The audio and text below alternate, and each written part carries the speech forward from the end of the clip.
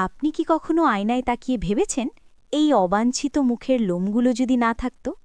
জানেন কি, অনেক গবেষণায় দেখা গেছে অনেক নারী ও পুরুষই মুখের অতিরিক্ত লোমের কারণে আত্মবিশ্বাস কম অনুভব করেন।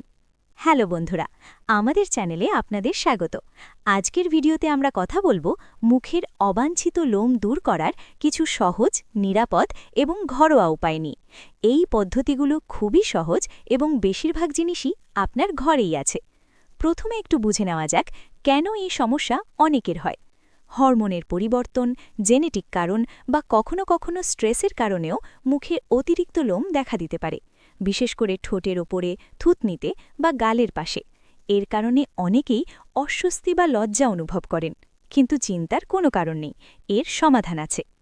এখন চলুন জেনে নিই কিছু সহজ পদ্ধতি। পদ্ধতি নাম্বার 1, হলুদ ও দুধের পেস্ট। 1 চামচ হলুদ গুঁড়ো নিন এবং তার সাথে একটু দুধ মিশিয়ে একটি ঘন পেস্ট তৈরি করুন। এবার এই পেস্টটি মুখের যে সব জায়গায় লোম আছে সেখানে লাগান। 10 থেকে 15 মিনিট পরে শুকিয়ে গেলে আলতোভাবে ঘষে ধুয়ে ফেলুন। হলুদ ত্বক পরিষ্কার রাখে এবং ধীরে ধীরে লোমের বৃদ্ধি কমাতে সাহায্য করতে পারে। পদ্ধতি নাম্বার 2, চিনি, মধু ও লেবুর মিশ্রণ।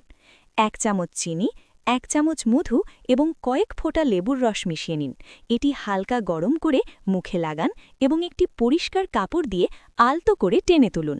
এটি অনেকটা ন্যাচারাল ওয়্যাক্সের মতো কাজ করে এবং লোম সহজে উঠে আসে। পদ্ধতি নাম্বার 3, ওটমিল ও কলার স্ক্রাব।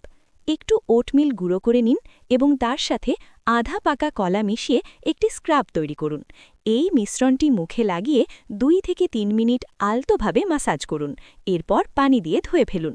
এটি মৃত ত্বক দূর করে এবং লোম ধীরে ধীরে পাতলা হতে সাহায্য করতে পারে। এবার বলি একটি ছোট্ট সিক্রেট টিপস। অনেকেই লোম তোলার পর ত্বকের যত্ন নেন না, কিন্তু লোম তোলার পরে অ্যালোভেরা জেল বা ঠান্ডা পানি ব্যবহার করলে ত্বক শান্ত থাকে এবং লাল ভাব কমে যায়।